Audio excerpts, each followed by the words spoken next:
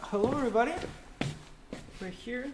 I have no idea who are and who are not, but we will start. Sorry for the delay, we had some issues with the technical stuff. Okay,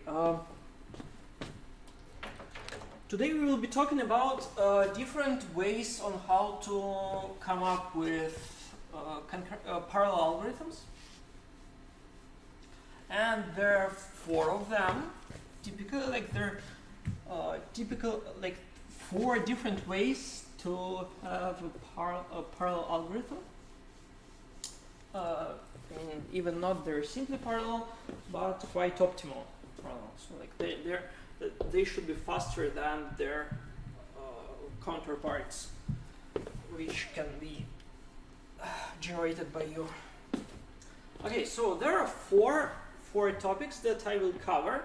I guess the 4th topic will be next week, because like last year I taught it and this was out of the scope.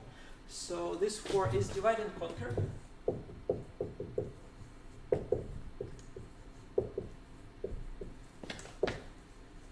This is the first one. The second one is accelerating cascades.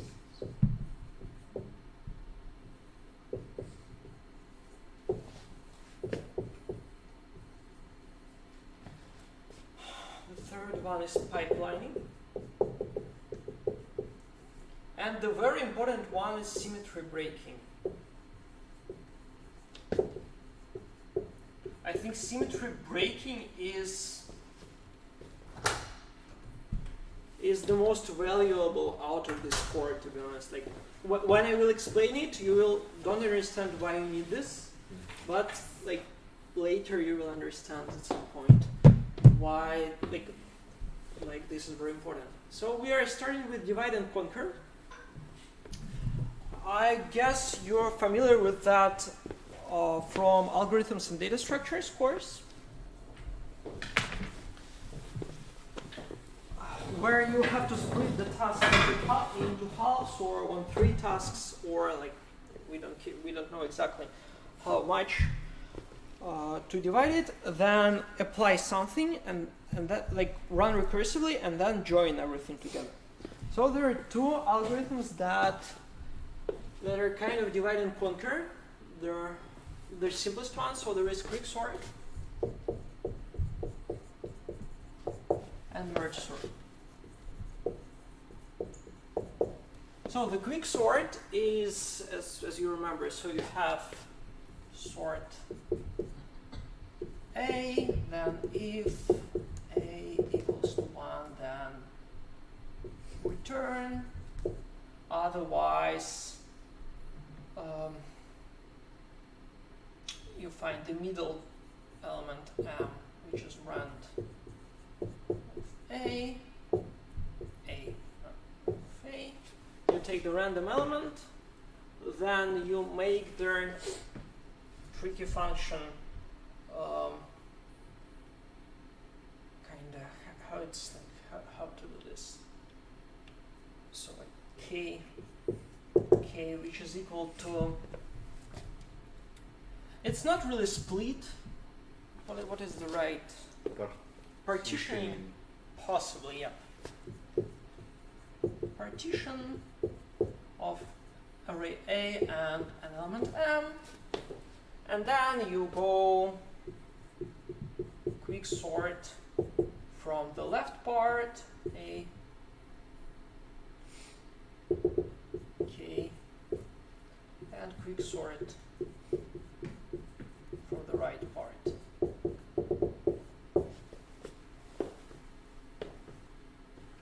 That's it, that's the whole quick sort. So you oh, sorry, let me name it quick sort here. So what are you doing? If the array is very small, then you do nothing. Otherwise, you take the random element, partition array into 2 parts such that the left one is less than equal than M, and everything else is bigger than M.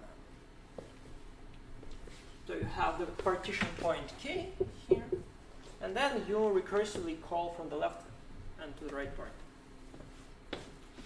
Okay, are there any questions on how to parallelize it? This is quite trivial, possibly here. For, you know,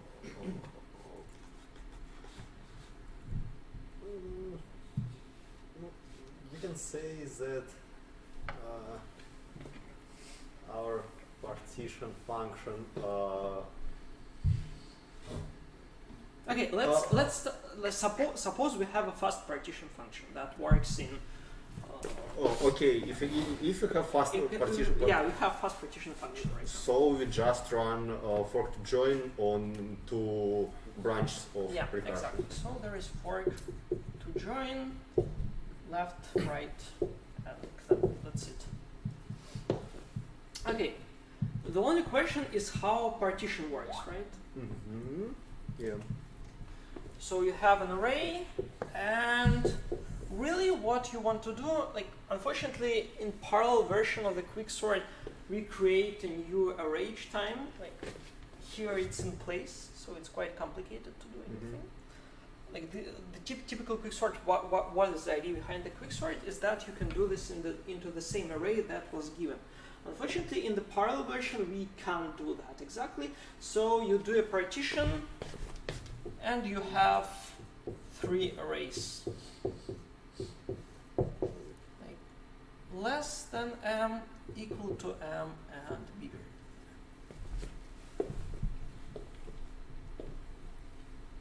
Okay, how we can do that? Any ideas?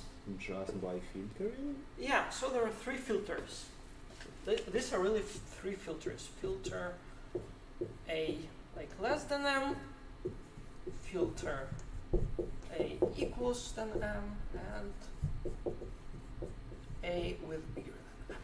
Can't we do it with one parallel fork that will just move appropriate elements to the corresponding arrays?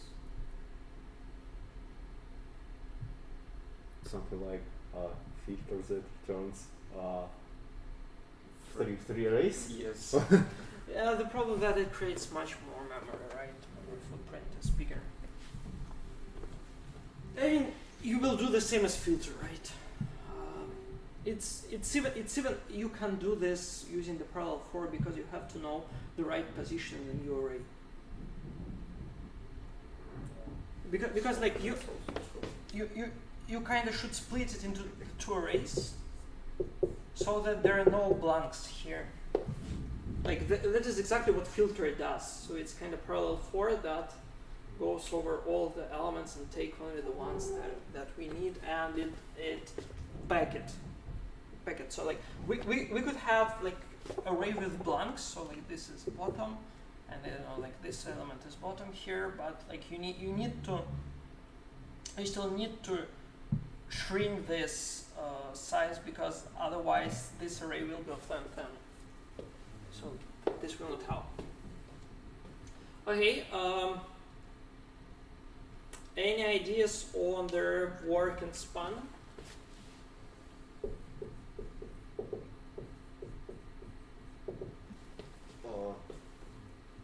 Okay, work seems to be just an logarithm. Okay.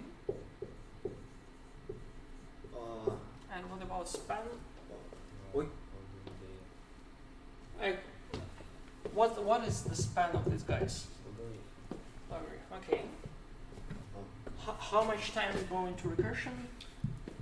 Yeah, okay, the depth of our recursion is logarithm. Yeah. It looks correct. Yeah.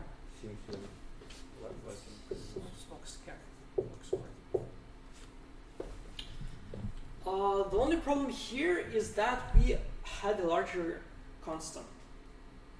Because this typically this partition sequentially is done by one scan from left to the right, while here you can't do that really, so you have to span like 3 times more. 3 times more work. Oh. Yeah. why we have to do 3 filters instead of 2 filters when the first one will be is element less or equal to n? Yeah, we can do that, but yeah, okay, you can do that. Like, I mean, that's with the equal element is a little bit simpler because your arrays will because we wait here for a equals to 1 for array. So if it has the same element, then you will never kind of get. So it will be infinite. So like this partition is a little bit more complicated than I. Okay. Yeah, I mean, if we're talking about different elements in the array, yeah, you can do that, and everything will be fine. If all the elements kind of the same, then you have a problem because it never partitioned anything. Or for example, I don't know, you can give an element their ID, like so you have an array, you have A1, A2, A3, and so on, and then you just say for the ith element, like to store the pair, like AI and I. So that is why they will be. This sort will even be stable. Okay. Okay. Why I'm talking about quicksort? It's pretty simple, but still, this will be your first practical task to write quicksort. So there is nothing very hard here. But to start with, it's pretty important to talk about the following thing. This version's partition has a huge constant. So suppose that our partition here is linear.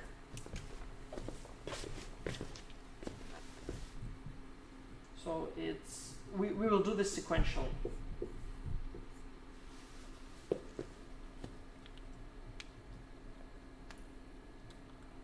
What do you think will be work and span?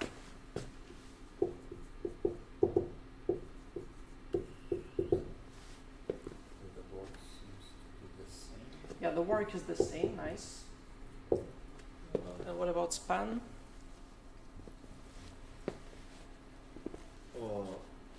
Is the same in log n? No. Yeah, it will be linear. Because you have on the first level, you have linear, so it is linear in the first. Then it splits into 2 halves for like n over 2, I don't know. I mean, that's approximate n over 2. It's not exact. And then you go here in parallel. So you care about n here, and then you care about only one element here. So next one will be n over 4, and so on. So if you calculate it, you will get n.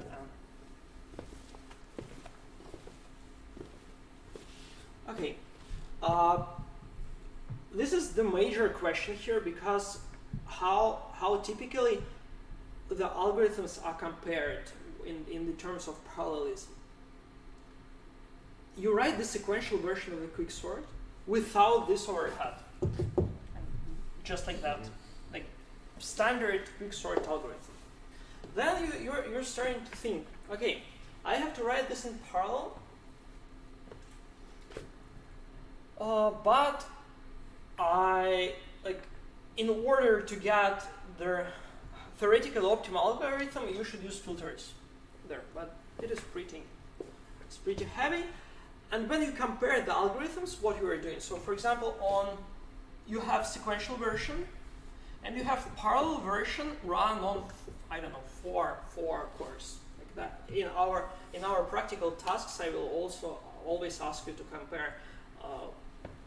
Sequential algorithm, like their pure sequential algorithm, with a parallel algorithm on 4 cores, because like everybody has 4 cores. No? My computer in ITMO has only 2 cores.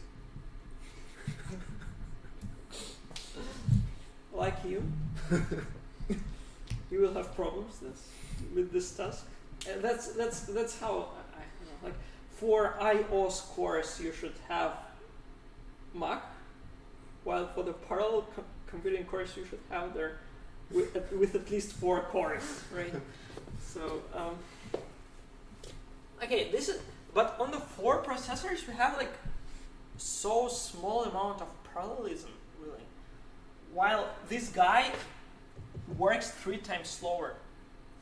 3 times slower than this simple partition, right? So there is really no reason to do this hard thing on 4 processes. But like, why we need this? Because we compare the sequential version with the parallel on 4 processes, and we want like kind of their speed up of 3. So their execution time of this guy divided by this guy is 3, approximately.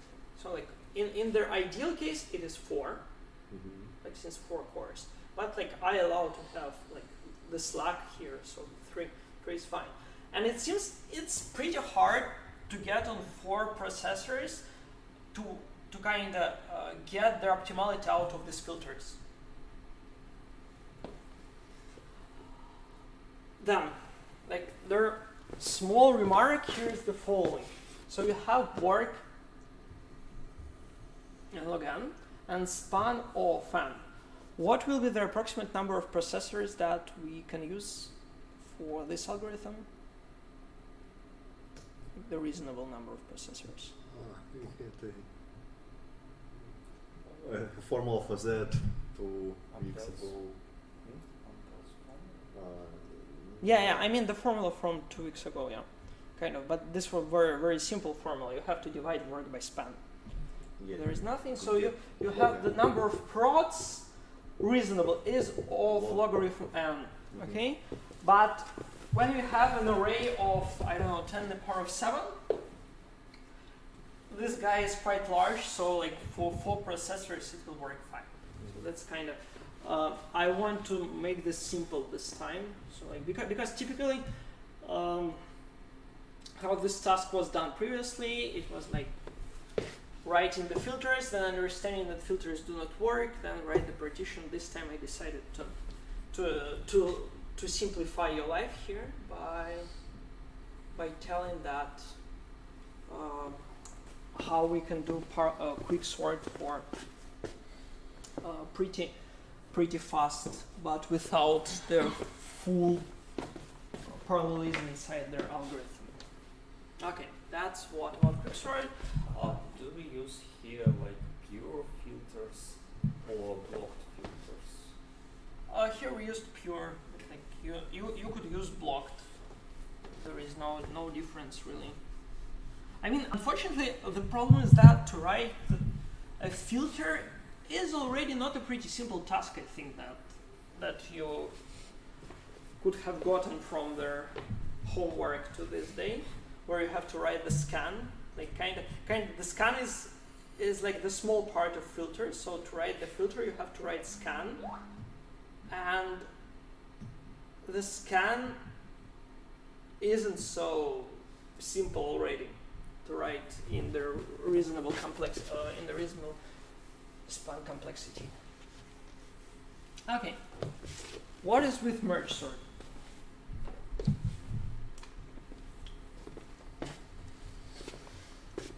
Okay,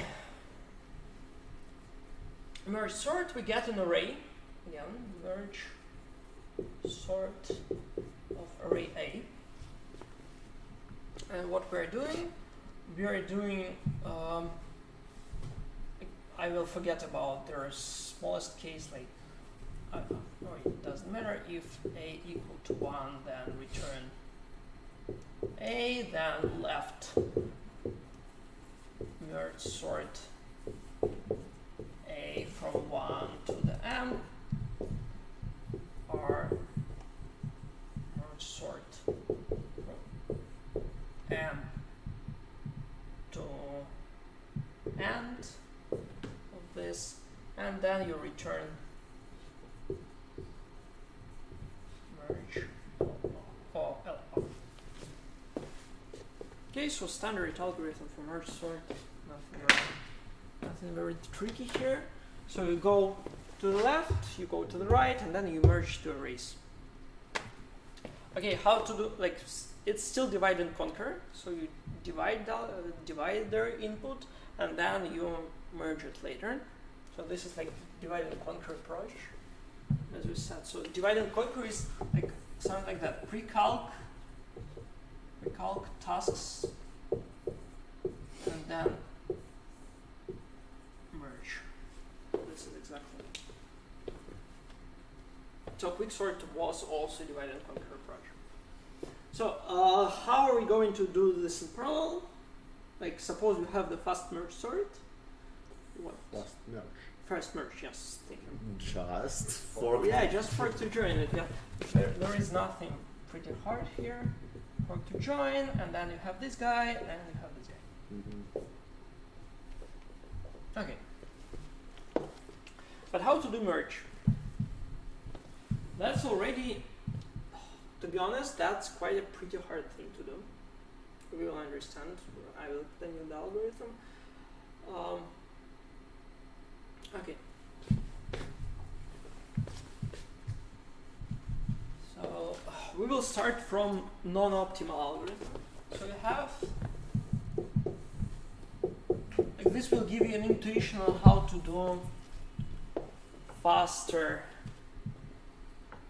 like the technique that gives you the faster parallel algorithms. So the first approach we have, so we try to write merge, so we have an array A and array B. What is the simplest way to do merge? For each array, we could calculate rank. What is rank? Rank is their position where their element should be in B. So like rank. So this is A3, so this is rank of A3.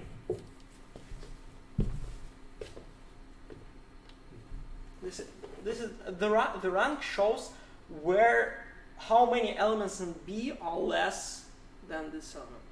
Okay, then it's pretty simple to find their merge algorithm. It is just for element AI, you just take I plus rank B AI. So there I minus 1. You have I minus 1 elements that are less in A, and this amount of elements that are less than in B. So this is the right position of their element I there. Okay. The problem with this approach is that what's work? What is its work?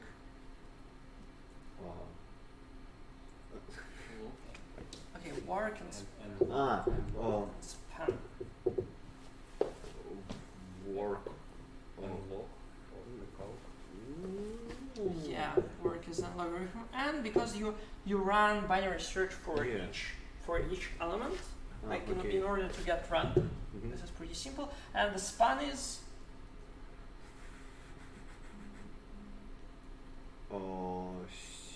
seems to be squared log, because we can run binary search in parallel by 4. We have 4 and logarithm and span for 4, and in each iteration we have binary search. That is log, so we have. no. Yeah, you should already got this intuition there. The P4 never gives you multiplication. The only thing that gives you multiplication is recursion. This is the only thing. Parallel 4 will give their additive sum. So again, you have here these guys, then binary search here, and then merge back together. Okay, good. So logarithm. Okay, good. I mean, their algorithm is pretty nice. Its span is very good, so like we can use it there, but the work is not so well, because if you're given for the merge this work, then the complexity of the algorithm will be n logarithm squared. That's not what exactly we want to do. Okay, now here comes a little bit magic. Here. So we should think about the following. We know that if we do for each element, then it will have n logarithm n. Okay, that's not very good. How many, but it's a reasonable idea to do because we see that the span is pretty good. So we are kind of in the right track here. How many elements can we take to ask binary search for? N divided by N divided by logarithm n. Okay, that's already, so kind of the parallel algorithms typically are starting with this. You will see with accelerating cascades, you will also see that. So they kind of, okay, we did pretty fast algorithm, but it works a little bit worse. So the right idea is to allow only some elements to ask their question. So in this case, it is binary search. Okay. So we split into, let for simplicity A and B will be of the same height, the same length, n. This literally don't matter, but it's a little bit easier to think of because I will write logarithm n here, logarithm n here, and so on. And then for each element, you know its position in the array B. So for example, here you will have I don't know, the first element lies here, the second element lies here, and that's it. We have kind of block here, we have block here, and so on. Array A, each n divided by logarithm n part splits an array B into n divided by logarithm n blocks. Okay? Okay, suppose for a minute that all the blocks in B are less than logarithm n. Suppose for a moment. Then what's happening? We should merge this logarithm n block with this logarithm n block. This block with this block, and so on. So you kind of, the difference is that instead of merging one element at a time, as in the previous algorithm, we merge them by blocks. So because we know how many elements before this guy, it's here. We know the number of elements that are here.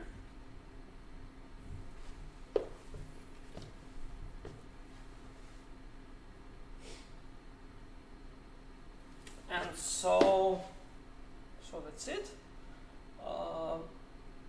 You merge this block with this block, because you know this element is bigger than this one and this one, then you know the start position of their union of these two blocks. So it's this one plus this one, and then you're using the simple merge algorithm that merges these two small blocks. Okay, let's do it. We go in recursion or just use. Okay, we split them into the blocks. Okay, we can then. This is A1, A2, A3, AK, and B1, B2, BK. So kind of we split. We split A onto the blocks of size logarithm n, and then this guy split B into also n divided by logarithm n blocks, but we don't know exactly their sizes. How the sorted array will look like? It will look like the following. It will look like A1 with B1, A2 with B2, A3 with B3, and so on. So this is how, if you do merge, this will look like that. Where this union is their merge here, which runs in linear time.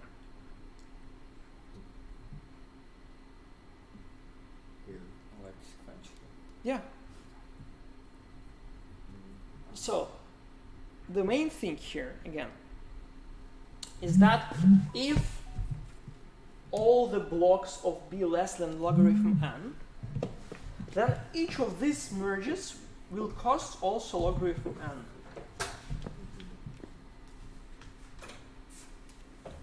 Hello, further.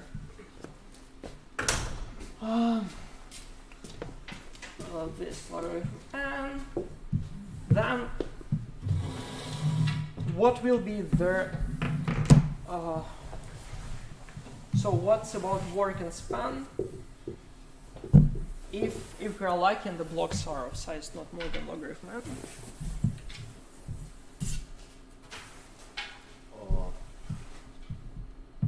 Okay, let's count how many times we will move every element. It will be work, yeah? Yeah, kind of. Okay, each. What is n? We count work of only just for merging, not. Yeah, only for merging. Yeah, we are doing this right now. So again, work. The first part is the binary search thing. Okay. Mhm. So what it is? It is n logarithm n times logarithm n, right? So it is. Yeah. It is linear. And then And in worst case, we will move all and not more. We will move not more than an element, so plus n. Yeah. yeah, And totally just all of n. yeah. So this part is also like from this to raise to this one is logarithm n, and then the span is like the main idea is that you split kind of into the blocks, then you merge only small blocks together. And like, is it clear that these blocks can be merged in parallel? Okay. We know the positions. Yeah, we know everything here, so like they can be merged in parallel. How much we will spend to merge their Logarithm of n. logarithm? Okay, then And the span then. logarithm n plus logarithm of n divided by logarithm n. Yeah. Yeah, something like that. Because what you're doing here, at first you start binary search. This will give you logarithm n. Okay. Then you have blocks here. Each block is logarithm n, and the number of blocks is n divided by logarithm n.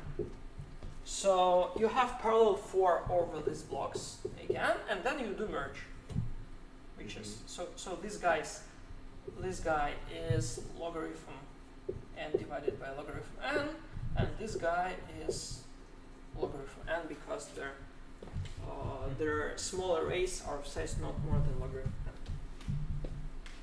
Okay, we are almost there. So we are almost near their proper algorithm.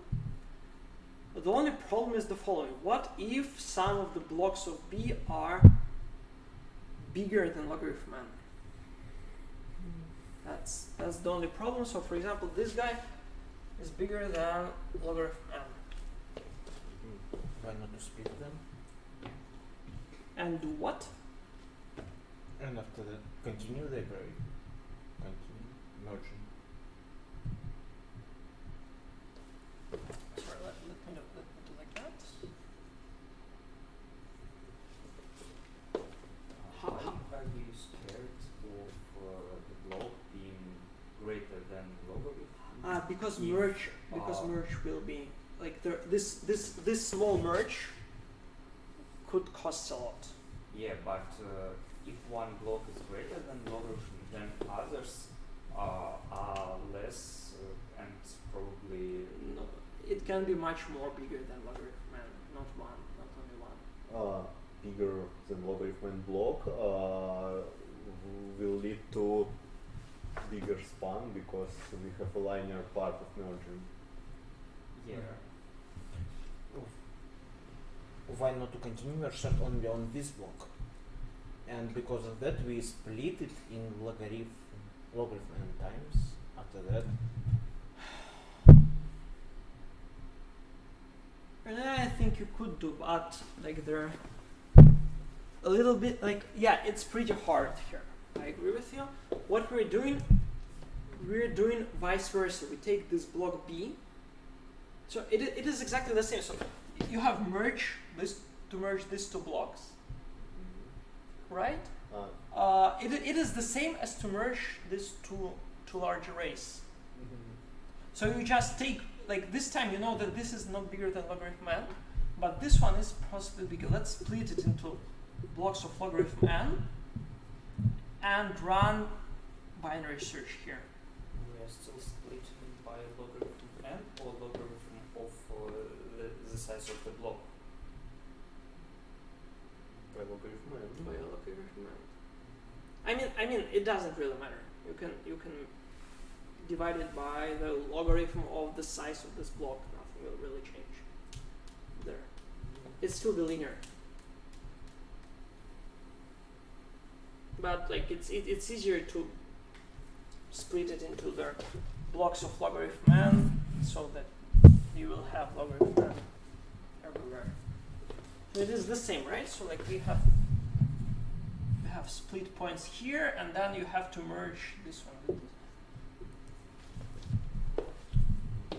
Yes, yeah, theoretically it's the same, but we have problem. We have count trunks only for array A.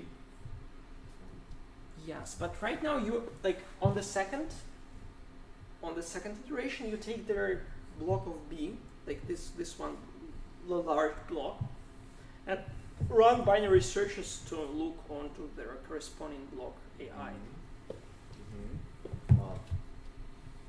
And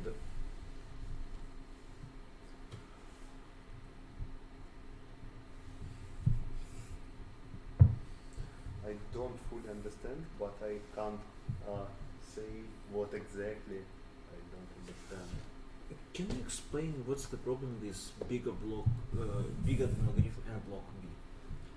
Because if it is bigger than logarithm, like our second iteration of the algorithm, like not the second iteration, like our second step of the algorithm is to unite the corresponding blocks sequentially.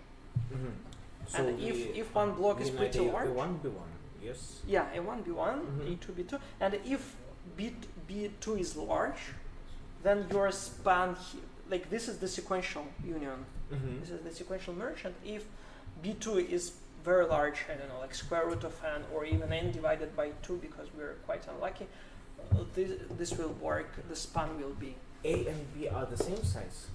A and B are the same size, yeah. So at the how start. it happened that we divided B not in the same proportion as A? It's simply, bless you, sorry. So, I don't know, we'll have 5. Okay, I don't know, I have everything here bigger than 5, and I have everything here less than 1. Then your block will be, that's right, let it be only 1 here and everything bigger than 5. Then you will split something like that, and you have to merge this guy with this guy, with the whole array B. Unfortunately, yeah. If you're unlucky enough.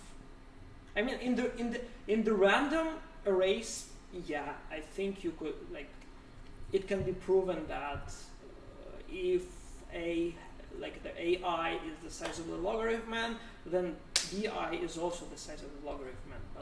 So why not to put this A into array B and after that split array B into arrays and then you can merge them?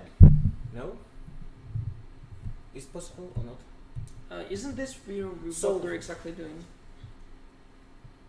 Yes, but recursively to the smaller blocks. We repeat this operation. We divide the big array in two parts, and after that we merge them. And we have sorted. Yeah, but you will have worse complexity in the span. You will have log cubic if you will do that. It seems.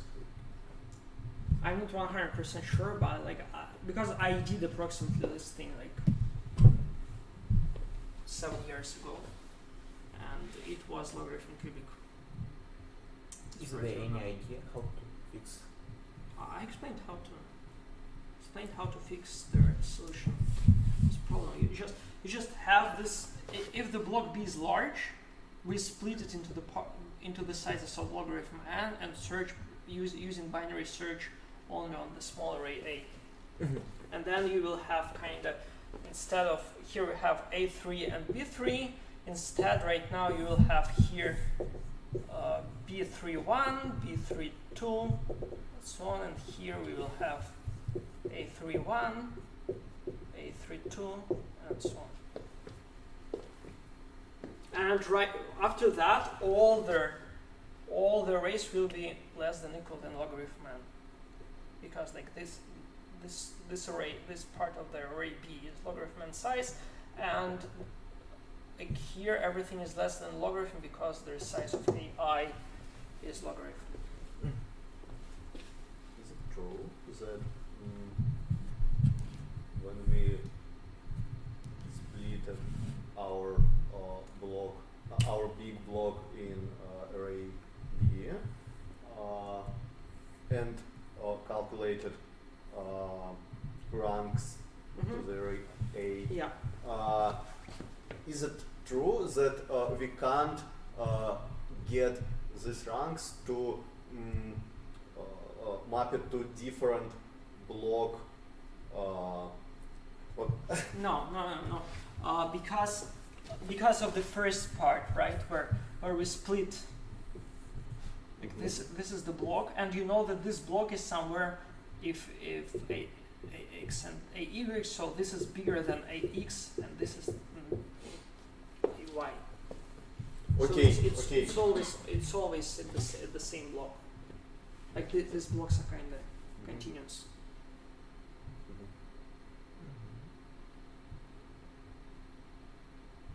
Okay, so Somebody else got it.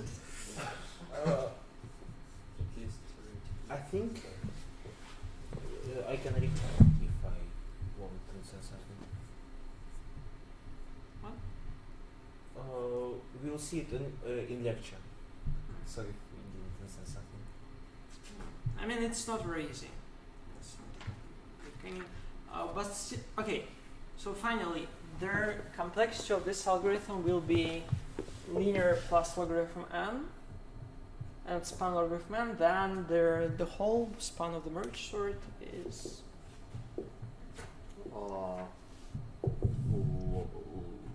logarithm squared, we can say just. yeah logarithm n squared, because you have the recursion of logarithm depth. And each recursion you use logarithm n for merge. It is still will be the same kind of in the terms that it will be what exactly we calculated for the homework. So it is divided by 2. Like if you calculate this recursively, the log divided by 2 and like log n divided by 4 and so on. This thing we know that is logarithm squared already. Okay. So that's for merge sort, and that's it for divide and conquer.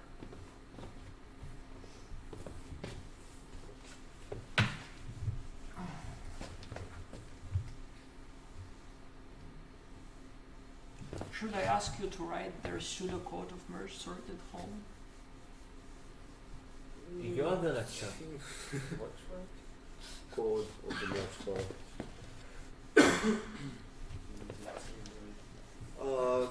Is there? No. you mean the code? The real source code, yes, is the merge. Is it written somewhere? I mean somewhere, yeah, Control C, Control V. I would say that I haven't seen this implementation yet. I haven't ever seen it because like nobody is so desperate to write this. Typically, it is done exactly as you told me, where you split into the halves and try to merge the left part and the right part. Who together. has created the solution with binary search? I guess Richard Cole, but I don't remember right now. Like he's one of the pioneers of this thing, and he did even worse thing. Like we here have logarithm squared n for I think CRCW, but he did like with of logarithm n on EREU. So like yeah, he did this. Like that's like 10-page paper. Like at some point I understood what he done, but like that's amazing. Yeah. So typically you could do this. Unfortunately, it cannot be copied onto the fork join routine, because there we had like P4 that costs nothing, while in our model P4 unfortunately costs logarithm n. So like if you will implement that approach, you will still get logarithm squared. So it doesn't. It could be only interesting from the terms of theory, but unfortunately on the practice it doesn't matter. And to be more precise, if you write the merge sort where you split into the blocks and then you merge blocks together, but you do not split this onto the blocks of logarithm size, but you do this recursively, like you do recursive merge simply, it will work with logarithm cubic and of span, and really that is exactly why I do not really calculate how many logarithms there. It's polylogarithmic and we don't care. I mean, on practice, logarithm squared span and logarithm cubic span possibly will not, like, possibly log cubic version can be faster than log squared version on the real machine, because the complexity is better, but the constant of the algorithm is much worse. This is exactly what we did with quicksort, kind of like it's the their complexity is larger on the constant, so you have to be more careful there. Okay, we've done with divide and conquer, so like we will be coming to divide and conquer later to build their convex hull at some point closer to their, like, I don't know, like in 4 lectures possibly. There is nothing really hard there, but I mean, I will be not writing their pseudocode again. I don't want to write the pseudocode of anything here. Okay.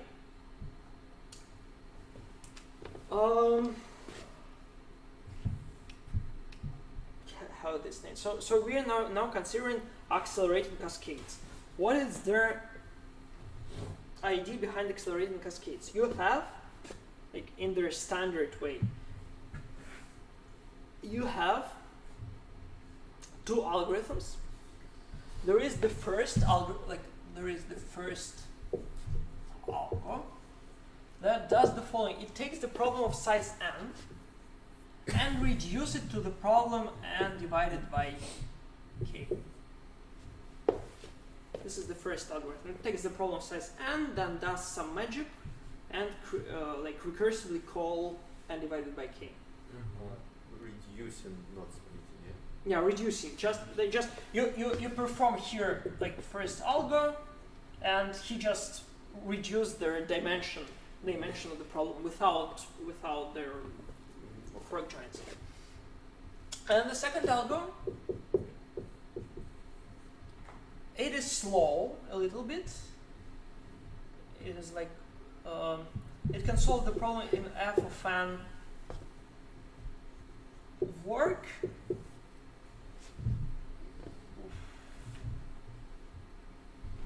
So no, I will do this. So let it be f2, and this guy will be f1 n. So it's logarithm n times 1 half. And there is the second algorithm that works worse. So okay, so suppose you have the first algo that can reduce the problem from n to n divided by k. Okay, so to solve the problem, you just take n, then you get n divided by k, then n divided by k squared, then n divided by k cubic, etc. until it is small. So we can run quite simple algorithm. So we have here n divided by k squared, then and it appears that this algorithm is optimal in the work. So it's f1 of work, which is optimal, and some span, Okay. It would be even w1, w2, and span w1n. So a very interesting thing is that the second algo, it can have larger work. It can have larger work than the first one. After the whole sequence of elements, so like after the whole application of this first algo, it costs w1 work and it is optimal. And this guy is w2 of n work, but much smaller span. So this is 2n, so wn less than w1 of n. So it is slow in the work, but it is faster in the span. I think when I will give you I think when I will give you an example of the algorithm, you will understand what I'm trying to say. Why we have the same function for works and spans in each algo? You said that. Okay. Thanks. Yeah, sorry. And the idea is the following. So like we have like the idea behind that, we have a fast algorithm that works in iterations. It has the best work, but it has worse span. And there is a second algorithm that works worse, but it has much better span. So the idea is to shrink the problem using the first algorithm to some n big. Like we iterate several times so that w2 of n is w1 of n. So kind of that we can we reduce this problem several times until this work becomes reasonable of the second algorithm. w1 of n small. This is big, and this is big, and this is small. What's the reason? So for example, right? So suppose that we know that w1 of n is of n, and w2 of n is of n logarithm n. Okay. Okay. So and we have I'm already talking about like their exact algorithm. So and you have like n divided by 2, n divided by 4, n divided by 8. So you know how to split, how to shrink the task 2 times.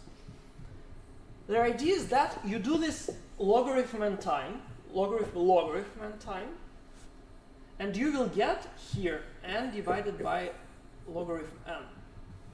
Mm-hmm. And I say it is large n.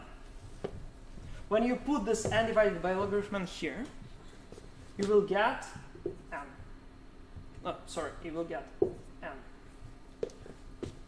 If you put this big large n, so w2 of large n is equal to O of W of And n. will it make our span smaller? Yes, this is exactly why it is done. It is done to make our span smaller.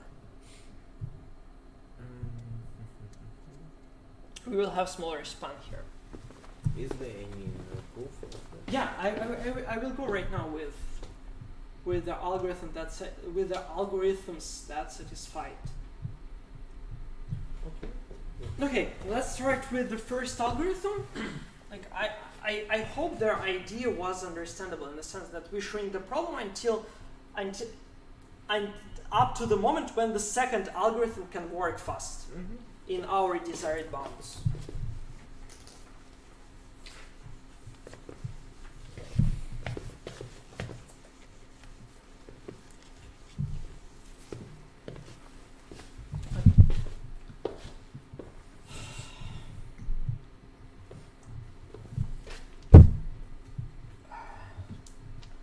The first problem is kth order statistics.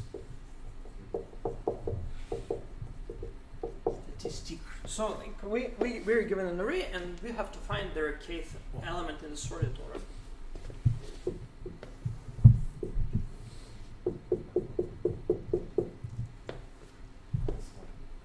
Okay.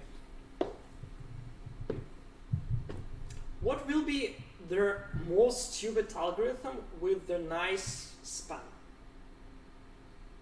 Sorting maybe. Yeah, exactly. So we will come with the second algorithm on top already. So it is sort. So it will be O of sort of n logarithm n.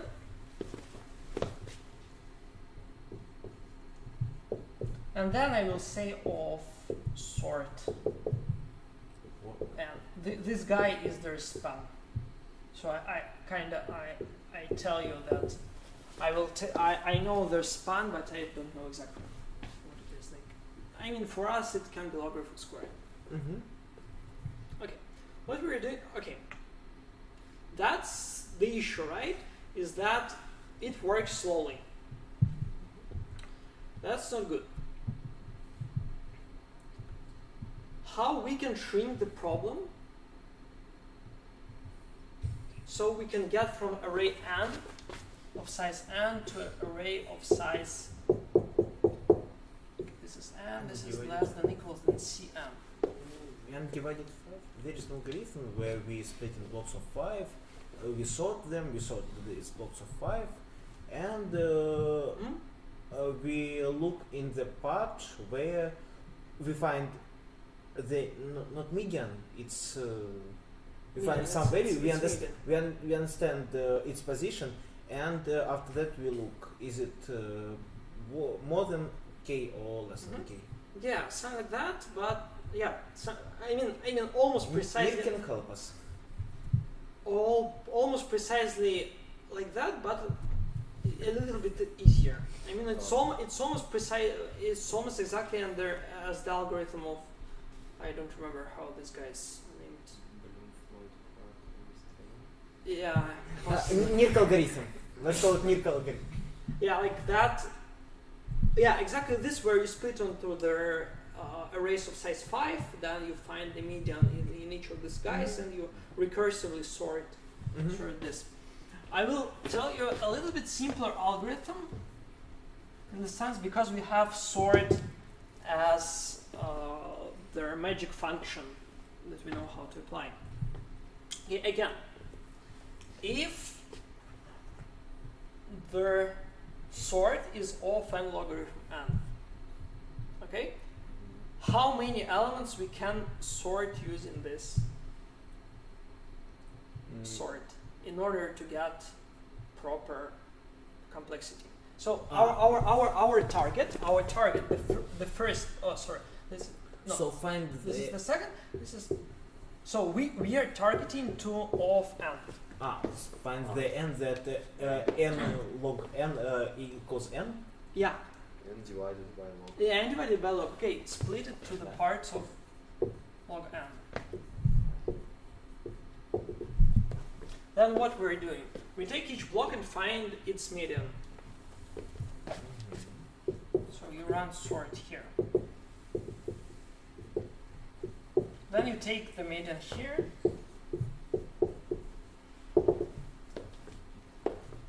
And then here is the difference between like this algorithm with the five guys algorithm and this one.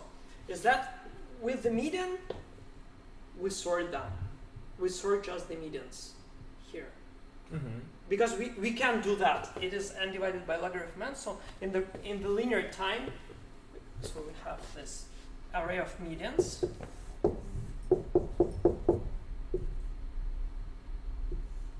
We just store the medians here, and then you sort this array. Then you find their their median of the median. After that, Okay. After that, that's it. That's our that will be our split element of the first one. Why so? So you have let's sort their elements. Like you have these blocks. Let us sort these blocks into their increasing order of their median. but after we found in this algorithm, in the algorithm of five guys, after we found the median, we ran through the array and put all elements that smaller than median of medians in the left side. Yeah, exactly like How that. we can repeat this in? We will kind of not repeat it right now. So like we have the median of the medians, and you split by it. It is either this guy is bigger than n over 4, or either these guys are bigger than. More precisely, these guys are bigger than n over 4, and these guys here are bigger. The number of elements in this block here is at least n divided by 4, and the number of elements here is at least divided is at least n over 4. Because the median is smaller than all the medians here, and in each this array, all the elements to the right are larger. So everything. So if this is the m, then everything here is bigger than m, and everything here is less than m. And if you calculate properly, the number of these elements is n over 4, and the number of these elements is n over 4. Maybe. Not maybe, it's quite trivial.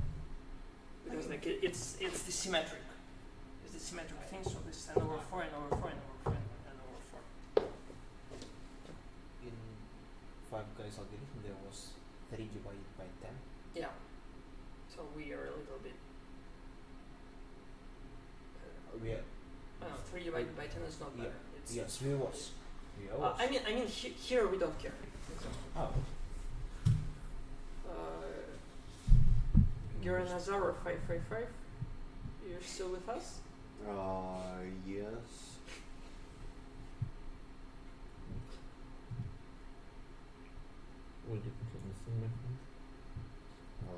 Just let me some time. Okay. You can just continue. No, that's.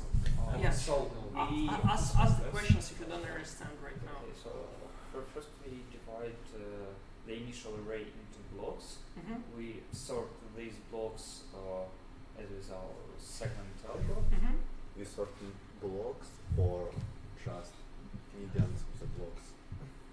Okay, yeah, we find the medians of the blocks. Yeah. We do not sort. Yeah. That's Okay, and what we have? No, okay, we have. Now we have the sorted array of medians and. at the middle array of these medians split the original array if we make one iteration of quicksort. It will split us into 2 blocks, not more than n over 4. Not more. Not less, more not than less. 3 n over 4. Sorry. No, each of the block is not less than n over 4. It's not less. Yeah. n not bigger than 3n over 4. That's the main. So you take this median here, and then what we have done? If we apply this, you will have one block here, and this guy is bigger than 3n over. Oh, sorry, not more than 3n over 4, and this one is 3n over 4. Yeah. Okay. And we do this way just to guarantee that. Yeah, this will be 3, 4. Yeah.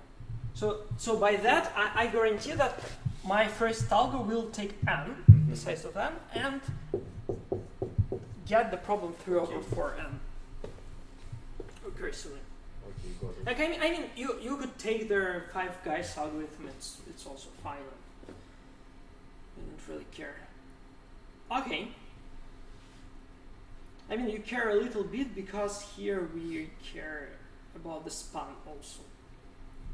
So after Okay. that we keep repeating this procedure. Yeah, so we keep repeating this procedure until there will be n divided by logarithm n. And then we call the second algorithm. Okay. So everything is here is of logarithm n span. So you will get of sort n as the second algo plus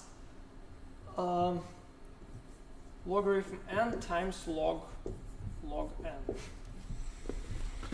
I mean, the gain is not sufficient, but it's quite nice.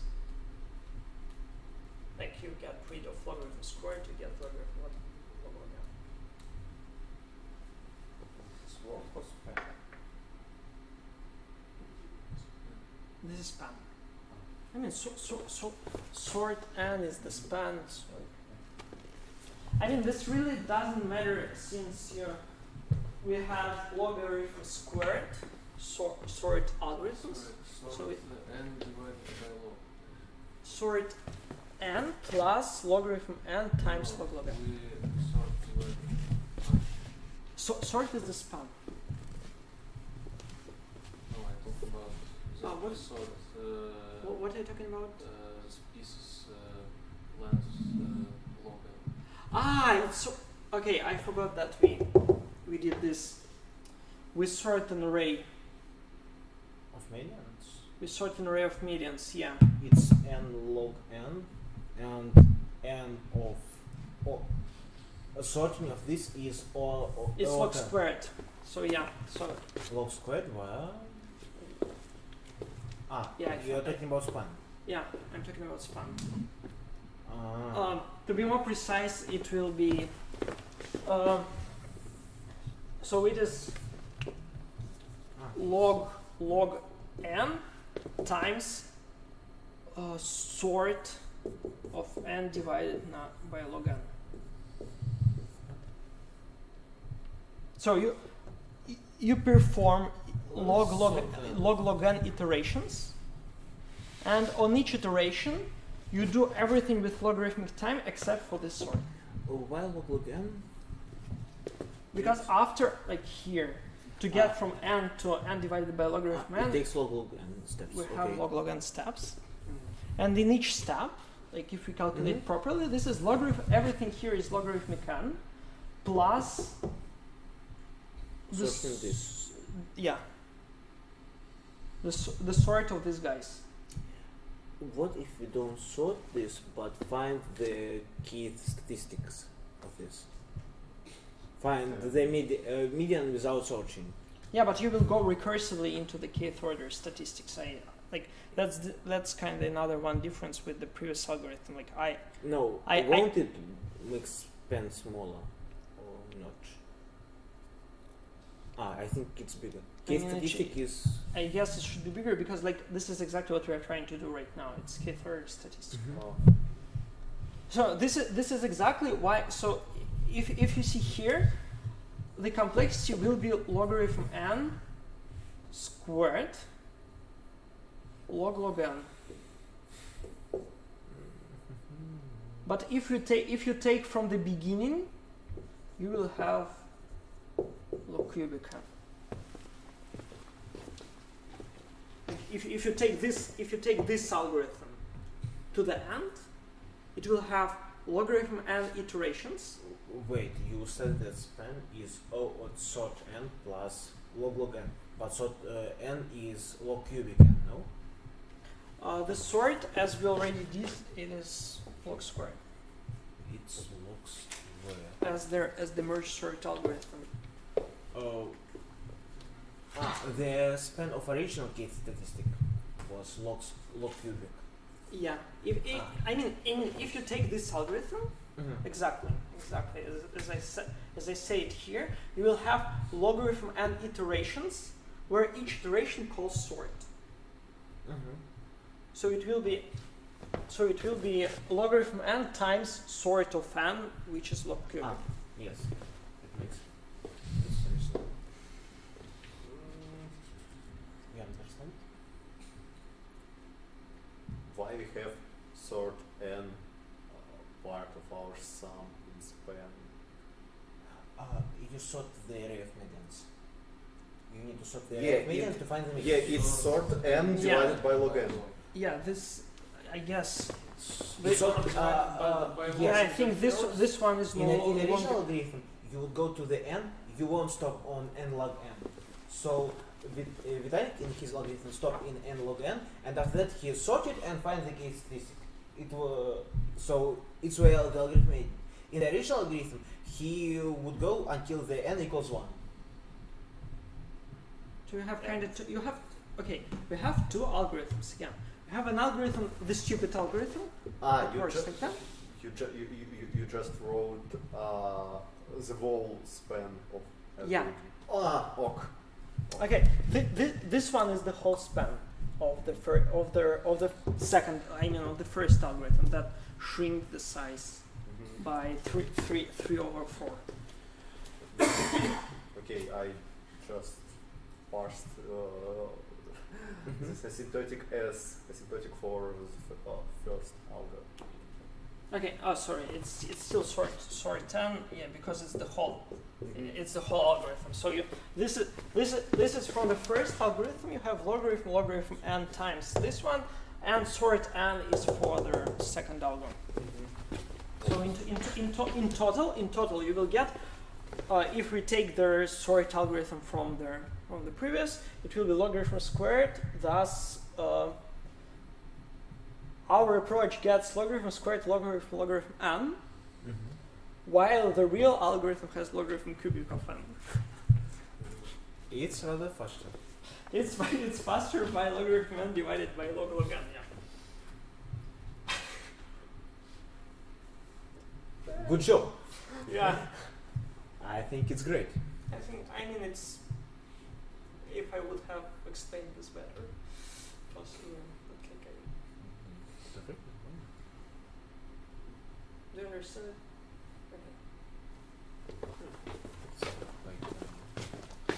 Now I will present you the most strange thing ever that you ever could find. I think the strangest thing. There. Oh, by the way, this is not the worst. Like kth order statistic is pretty simple application of accelerating cascades. It's pretty simple because I've seen the algorithm that has 3 cascading. So from one algorithm to the second, and second to the third. So that's. I don't remember exactly which one, but like I'm still going with accelerating cascades, but I have to make a small statement that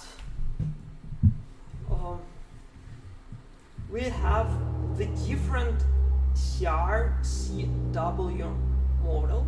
So we will have. Okay, the problem is simple. Calculate the maximum. On the array? Of the array, yeah. Right now we will go to the problem, like we go back from the fork joins. We go back to their CRCW. To be more precise, common CRCW. Common CRCW is when all the processors should write the same value, and then it is stored.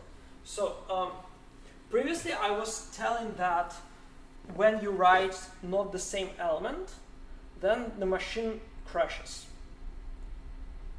Here we have a little bit difference, is that the value is written onto the cell if and only if all their processors write the same. So like previously if if there are two processes that writes different value at the same cell, the machine will collapse. Now it's a little bit different, is that if two processors try to write the different elements, then nothing is written, simply. So kind of machine collapses, but it's restarting after that. Do we have to have all our threads? No, right? not all. Yeah, like we have at each moment of time we have several threads, several processes writing at the cell. If all the elements are the same, then we're successful. If at least one element is different, then nothing happens. Okay, it appears that in this model you can calculate maximum in log n time. Span time. Yeah. So this is not span. It's time. In log n time. Yeah, it's log n time. Yeah. That's In fork join what was the time of calculating maximum? logarithm n. Not log n span. Okay. Log n span. Time. Okay then. Okay. Walk will be yes. I mean, the standard algorithm for maximum, if you take the one from fork join, it will still have logarithm n time. So the binary tree approach has logarithm n time even for prom models. So that's the most that kind of crushes the mind, is that it is really logarithm log n time. You wouldn't expect, because how you do it, you just take you think that the most reasonable way to calculate the maximum is to run binary tree that calculates the maximum, right? So into pairs, then into pairs of pairs, and so on. And right now I will explain how to do this in this strange time. Okay.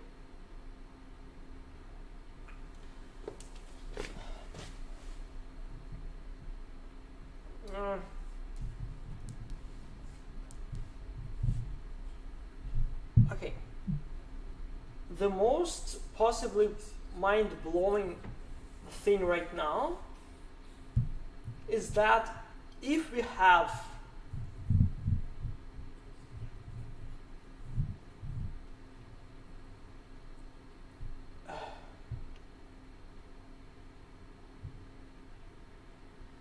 we can find the maximum. So there is an algorithm that finds the maximum of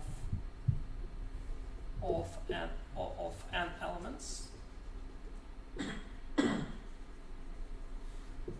This will be the first one. I mean, not the first one in the terms of accelerating cascades, but the first one.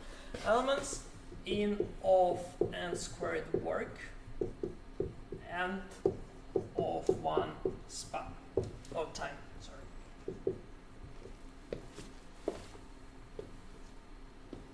So there is an algorithm that calculates the maximum of n elements in constant time,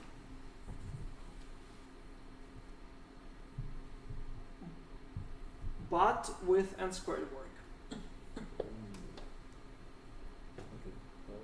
Okay, yeah. So this is the first algorithm that we need right now. The idea is pretty simple. Is that we create an array n times n, and we put into array a I j in aij we put a I less than aj, just their boolean. Oh, sorry.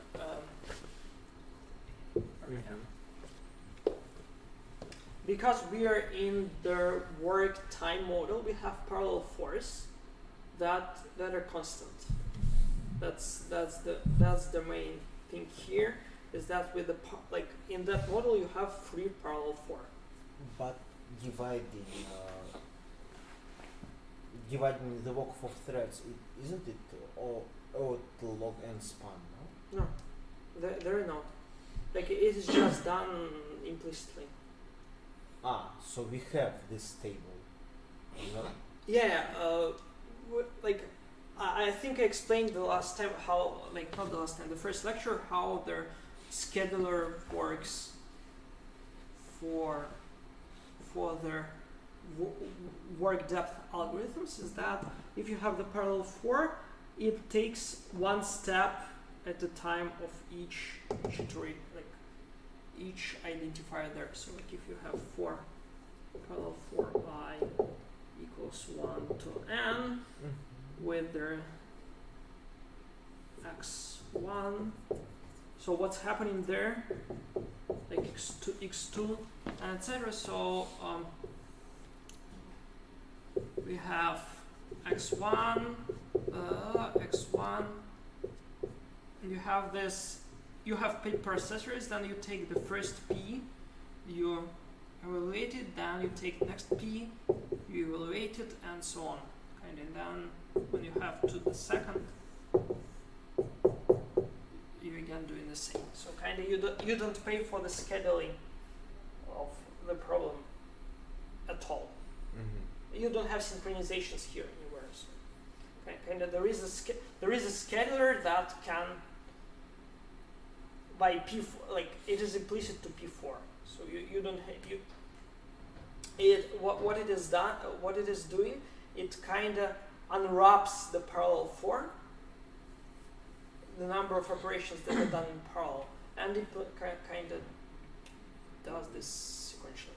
Maybe I haven't watched the first lecture properly. I haven't understood it properly. Okay. I mean, in this model, the scheduler works in such a way that P4 is. Okay. Or if you want to think so, I think possibly this is the better way to think about that.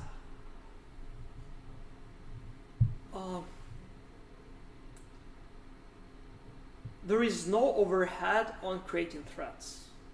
So kind of, you can have fork 2 join, you can have fork 3 join, you can have fork 4 join, and etc. So the parallel for in this model, instead of looking like that, it will look like that. So you just load the batch of elements in constant time. And here we have n square times. And here n squared times, yeah. Children. We'll have this. Yeah. Okay. Okay. So we have an array that stores the information about their pairs of elements. Then, how to calculate whether an element is the maximum? This means that all their values here is ones. So, we have to find such an element that has only ones in their row. Since it has only ones, we can ask to do again inner parallel force to write to the special, I don't know, ans I will be writing a I1 and A1 or AY2 and AIN. Okay, we want to calculate that. Like that, and all the elements is 1. Lucky for us, if you remember how common CRCD works, if all the elements are equal, then we write an element. Otherwise, we do nothing.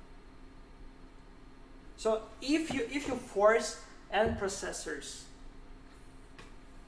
to write this row into their ans I, then it will be like the only write that succeeds is when you have once in a row. Ah, okay. Because otherwise, if you have like here like 0, 1, nothing will be done because these are not all the same.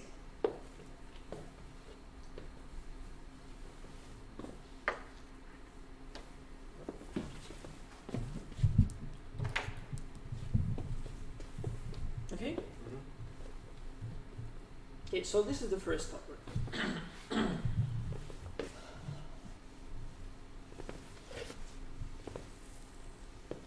The second algorithm that we will build for us. It is n elements with of n log n fork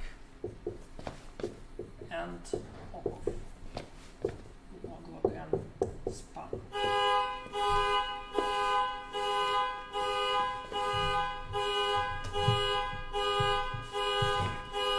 Okay, is this Zubok? Okay, I will build this algorithm on top of the first one. So the first algorithm I need only as additional algorithm here. Okay, if we have n squared, oh yeah. Why are you talking about span? Thanks. No worries. Okay. Again, the question: how many elements we could have to run the first algorithm in linear time? Square root of n. So instead of building the binary search tree, we will be building square root 3. I don't know like what it is exactly. So let me be that n equals 2 in the power 2k for simplicity. Square root decomposition. Square root decomposition. No, square root decomposition is done only once. Here we will do this.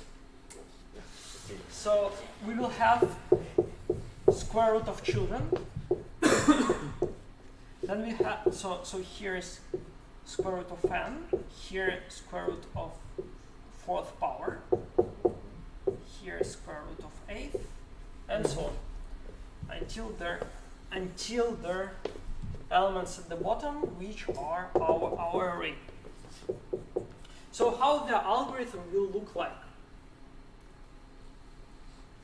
It will calculate, like at the first here, it will calculate the pairs, then it will calculate fours, like then eights, and so on. So this is kind of the tree that we are going to use for a computation of the maximum of the elements here. Okay. So how many elements here? It is 2 in the power of 2k. Like here's like that. Here the number of elements in 2 in the power k minus 2 in the power k minus 1 is here 2 in the power 2k minus 2k minus 2 and so on. And here is 2 in the power 2k. Where k is?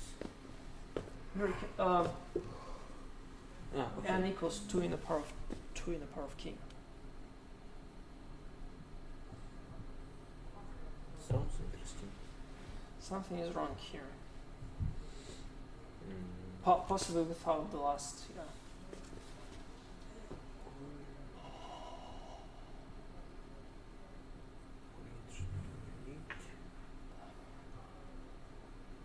Okay.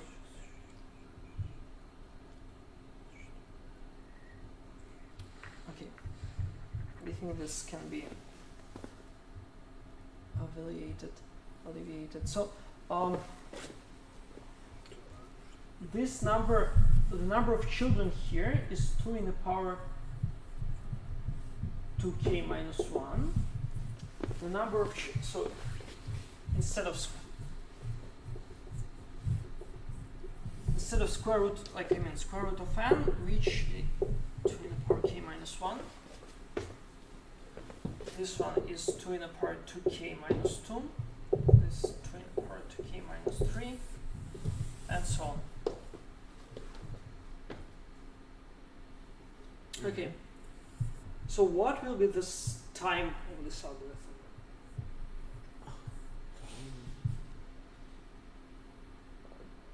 2 power k. Yeah, not the work, the time. Yeah, the work is log because you have log n levels. Okay, what about work? Like, let's calculate the work here.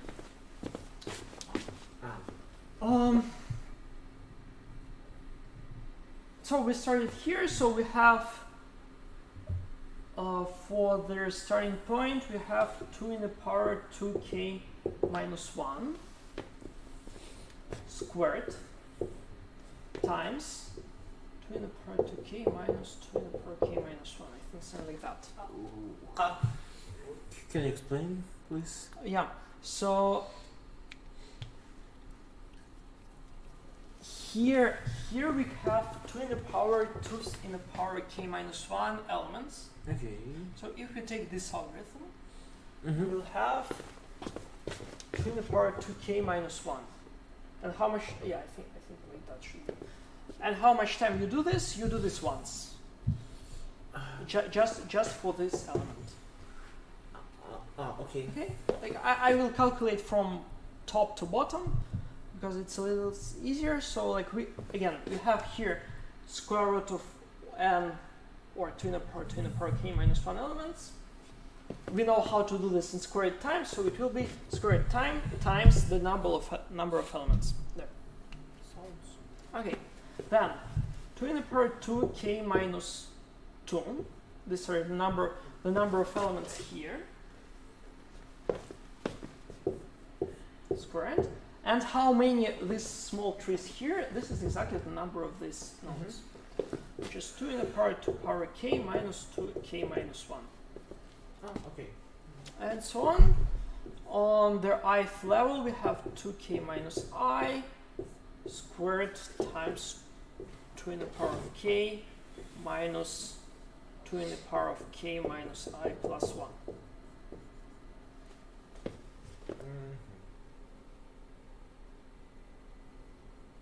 Yeah, that's the amount of work on their ith level.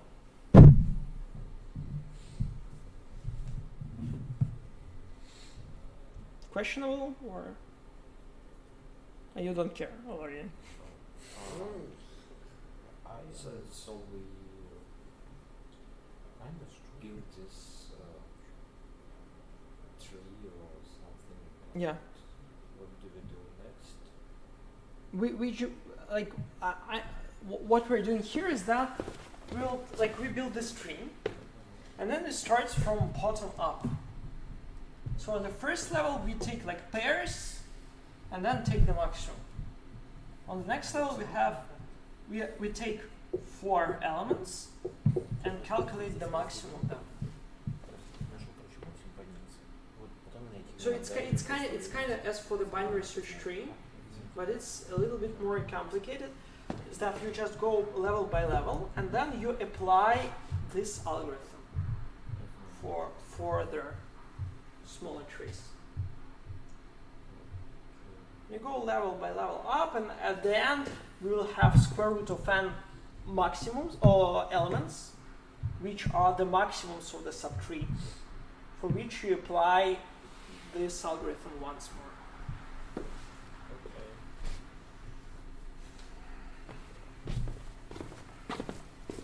So the best thing is that this algorithm has constant time, Thus, you have constant time per each level.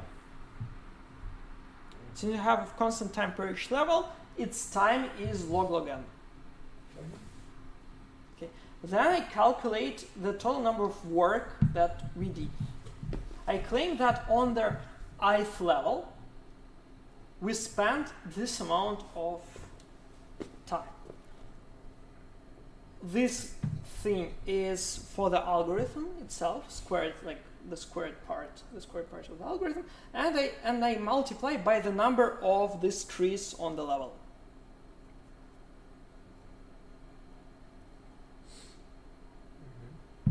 Okay, if you will open it, it will do the power of k.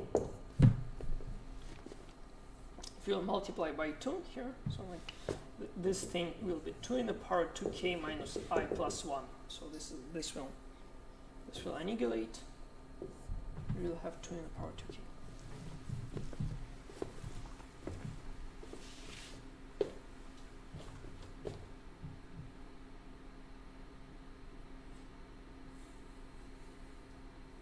Okay, so for each level, we spend linear time.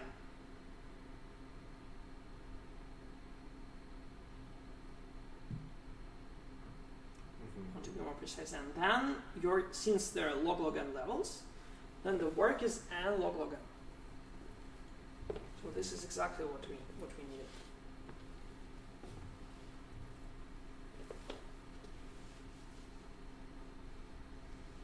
Questions? Up to now, we're close to the determinant algorithm.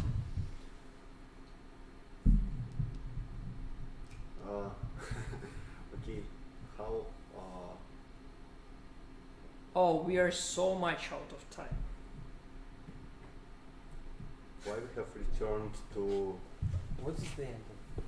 It will be over soon. Like it's almost at the end. At the end of lecture. Yeah, Ah. Okay. we're almost. Okay, Georgi. Why we have returned to algorithms on CRCV model? Just to show the power of accelerating cascades. Like, I mean, nobody in the right mind would expect that the maximum can be calculated in log n time, Okay, yeah. right? Mm-hmm. So this is kind of I'm showing you that suddenly, like, by using this strange technique, you could calculate in logarithm and time. Like that's I'm just showing it. Like the first part with divide and conquer was pretty. I mean, it's pretty practical. Yeah. I mean, for the accelerating cascades, the first one is a little bit practical, but there is difference between logarithm squared n and logarithm squared n, logarithm n, and log cubic. I mean, we just in theoretical we did the best, and here I'm talking because, like, from my perspective, this is really impressive that you can, and luckily it matches the lower bound. We will talk about the lower bound at some lecture later, and the lower bound will be logarithm n also. So this is the best possible algorithm to calculate maximum. Okay, did you understand this algorithm, the second one? Mm-hmm. Okay.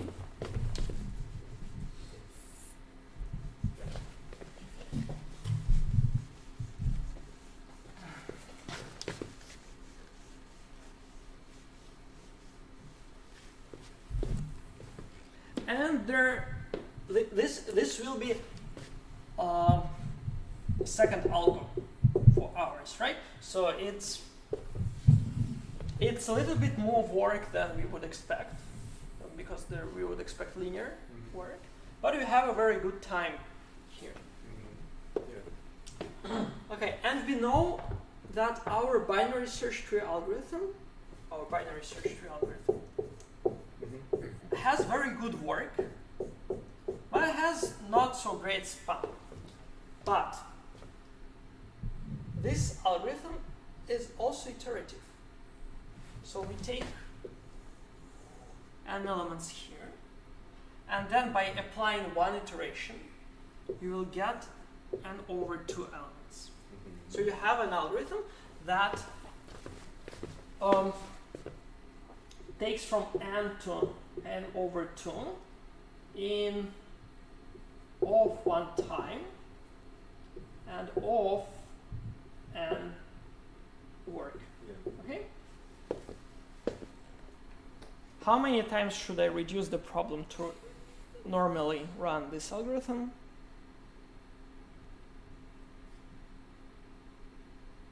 So I can using this algorithm, I still can like n over 4. N divided by log of n. Yeah, so n divided by log of n. Please note that the total work here is still of n work. But what about time? Oh, to log again. Worse. Worse. I mean better. Ah, but Logarithm of logarithm. Yeah. 3 what? of log Mhm. n time. It's defined maximum, yes? Yeah. And then finally you have this reduction that works in linear time and in linear work in this strange time. How is it? And then we apply this algorithm, and in total we get of n work and of log n. Ah.